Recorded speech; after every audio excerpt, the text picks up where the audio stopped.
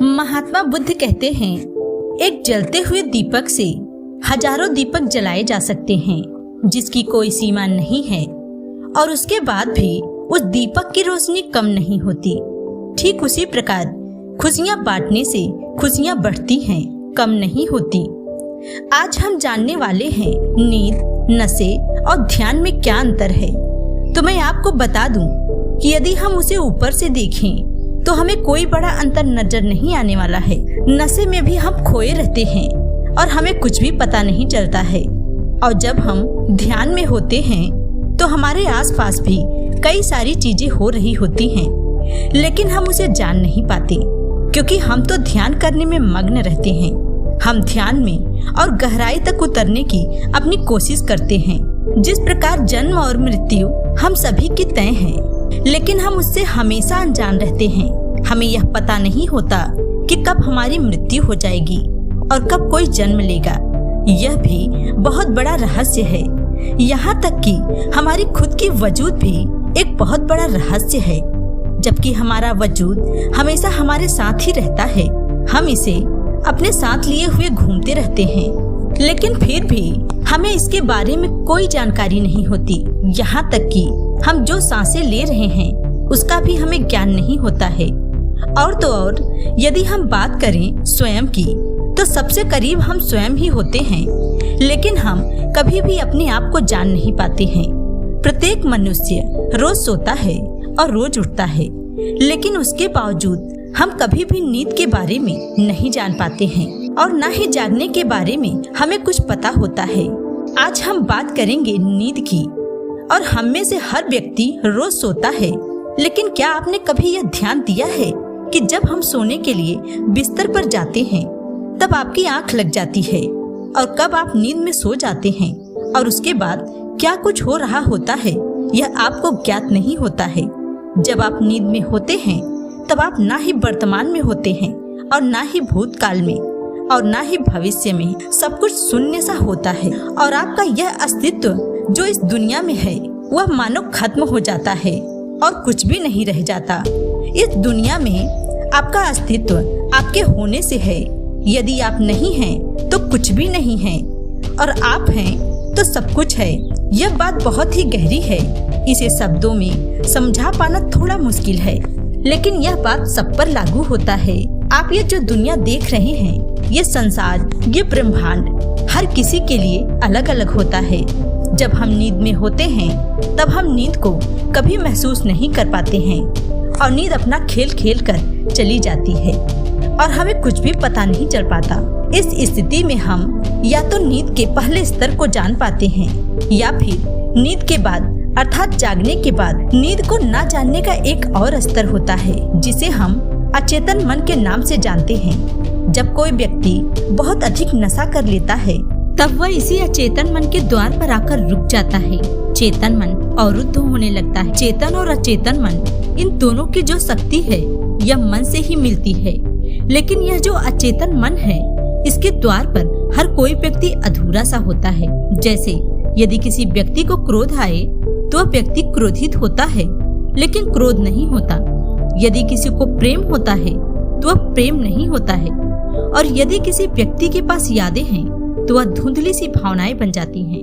और यह सभी कुछ हमारे मन के प्रथम स्तर पर होता है और चेतन मन पर आकर ही यह संपूर्ण आकार ले लेती है, जिस कारण हम अपनी भावनाएं समझ पाते हैं, उन्हें महसूस कर पाते हैं और उन्हें प्रकट कर पाते हैं। लेकिन जब कोई व्यक्ति नशा करता है और नशे में अपनी भावना को प्रकट करता है तो ऐसे में चेतन मन अवरुद्ध सा हो जाता है, और तब हमारे अचेतन मन की जो टूटी फूटी भावनाएं होती हैं हम उसे ही प्रकट कर पाते हैं। आपके सामने कभी न कभी यह घटना घटी ही होगी कि कोई नशा करने वाला व्यक्ति पल भर में हंसने लगता है, पल भर में रोने लगता है, पल भर में अपना दुखड़ा कहता है, तो कभी कभी वो अपनी पुरानी यादों में खो जाता है और दूसरे ही पल वो अपने भविष्य के सपने देखने लगता है। यह भविष्य में क्या करेगा, कैसे करेगा, यह सब बातें वो बड़बड़ाता रहता है। और कभी कभी ऐसे व्यक्ति रोने भी लगते हैं, लेकिन वह क्रोध करने के बजाय रोने लगता है। और अगर हम साफ और स्पष्ट इसे समझने का प्रयास करें तो आप कुछ इस तरह से समझ सकते हैं कि हमारा मन एक कमरा है जिसके 3 दरवाजे हैं। पहला दरवाजा हम खुद ही हैं और दूसरा हमें नहीं पता है।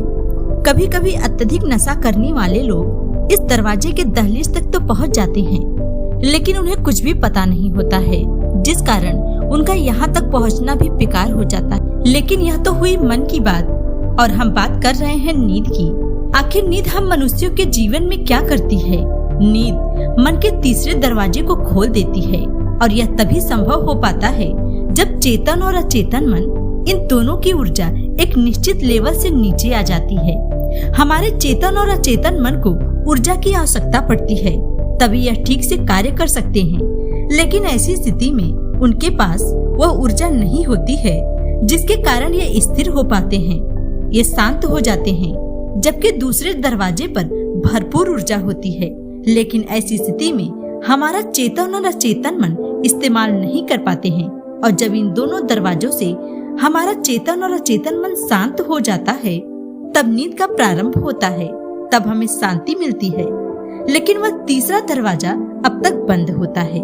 जब हम गहरी नींद में होते हैं, तब ये दरवाजा नींद ही खोलता है, और नींद आपको तीसरे दरवाजे से भीतर ले जाती है। सब आपके साथ प्राकृतिक रूप से होता है।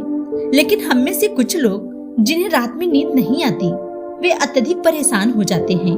उनका मन बेचैन रहता है, उनका मन बहुत परेशान रहता है।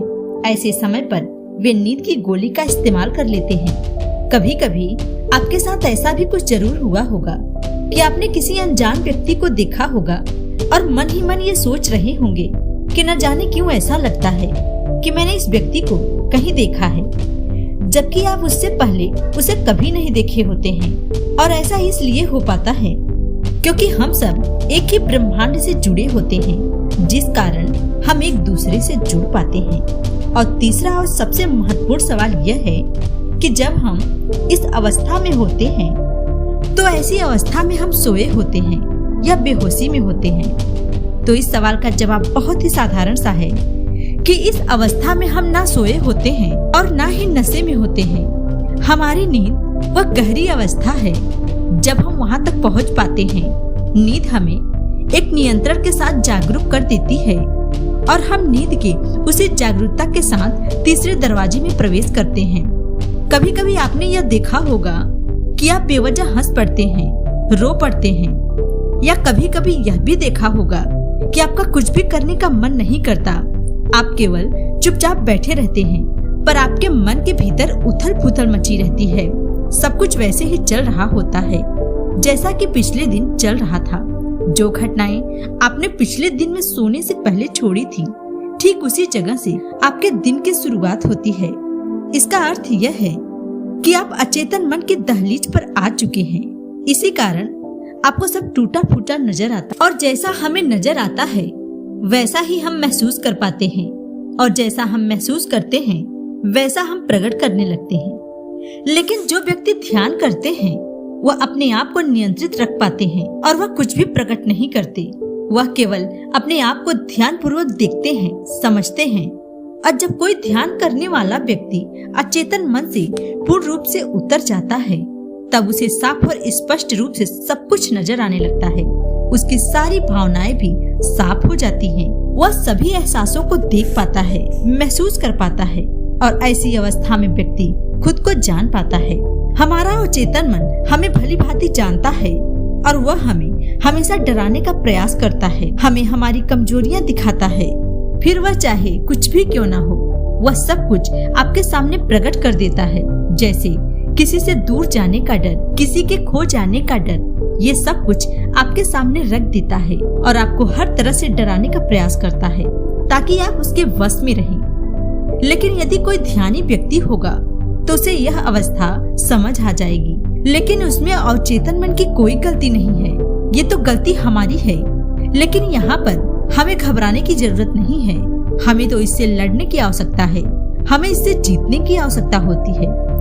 जिस प्रकार कोई व्यक्ति उल्टी करता है तो उसका पेट भी साफ हो जाता है और वह खुद को हल्का महसूस करता है, ठीक उसी प्रकार जब हमारा मन हमें डरा रहा होता है तो हमें डरने के बजाय उससे लड़ना चाहिए और उससे जीतना चाहिए। कुछ ऐसे भी व्यक्ति होते हैं जो इस तीसरे दरवाजे में खुद ही प्रवेश कर जाते हैं और कुछ उसके द्वार तक जाके रुक जाते हैं। एक ध्यानी व्यक्ति का मन बदलता है, उसका चेतन मन पूरी तरह से रूपांतरित हो जाता है और तब वह पहले जैसा नहीं रहता। वह पहले से और ज्यादा शांत हो जाता है, पहले से ज्यादा स्थिर हो जाता है। और ऐसे व्यक्ति के लिए तीसरे दरवाजे तक पहुंचने के लिए नींद की जरूरत नहीं होती है। इसलिए नहीं कि उन्हें ये संसार पसंद है, उन्हें ये सांसारिक जीवन पसंद है, बल्कि उन्हें तो लोगों की मदद करना अच्छा लगता है। उनके अंदर जो करुणा है, जो दया है, इसके कारण ताकि वो दूसरों की मदद कर सके, दूसरों को सही राह दिखा सके। जैसे कि महात्मा बुद्ध, उन्होंने अपना सारा जीवन लोगों को सही राह दिखाने में लगा दिया, लोगों को सही ज्ञान सिखाने में लगा दिया। लोगों ने उन्हें बहुत भला बुरा कहा, लेकिन फिर भी वह अपने मार्ग से नहीं भटके। और जब ऐसे व्यक्ति जिन्हें यह लगता है कि उन्होंने संसार में अपना भरपूर योगदान दिया, तो वे तीसरे दरवाजे के भीतर प्रवेश कर जाते हैं। इस पर एक छोटी सी कहानी जो महात्मा बुद्ध के जीवन पे है। एक बार महात्मा बुद्ध सो रहे थे और जब वे सोते थे तो पूरी रात एक ही करवट में सोते थे। ये देख आनंद बुद्ध से पूछते हैं, बुद्ध, आप पूरी रात एक ही अवस्था में सोए रहते हैं और जब मैं सोता हूँ तो मेरे शरीर की स्थिति बदलती रहती है, मैं कभी एक तरफ नहीं सो पाता। इस पर महात्मा बुद्ध कहते हैं, भंते, जिस प्रकार मैं दिन भर जागृत रहता हूँ उसी प्रकार मैं नींद में भी जागृत रहता हूँ। मुझे यह पता होता है कि मेरे शरीर की अवस्था क्या है, ये स्वयं से कुछ भी नहीं कर सकता। इस पर आनंद कहते हैं कि हे बुद्ध, मेरे साथ ऐसा क्यों होता है कि जब मैं सोता हूँ तो मेरे शरीर की अवस्था कुछ होती है और जागने पर मेरे शरीर की अवस्था कुछ और ही होती है। इस पर बुद्ध कहते हैं, भांते, जब तुम सोते हो तो तुम्हारा शरीर कोई और चला रहा होता है, लेकिन रात्रि को जब तुम सोने के बाद भी जागृत रहोगे तो तुम भी एक करवट में सोए रहने में सक्षम हो जाओगे।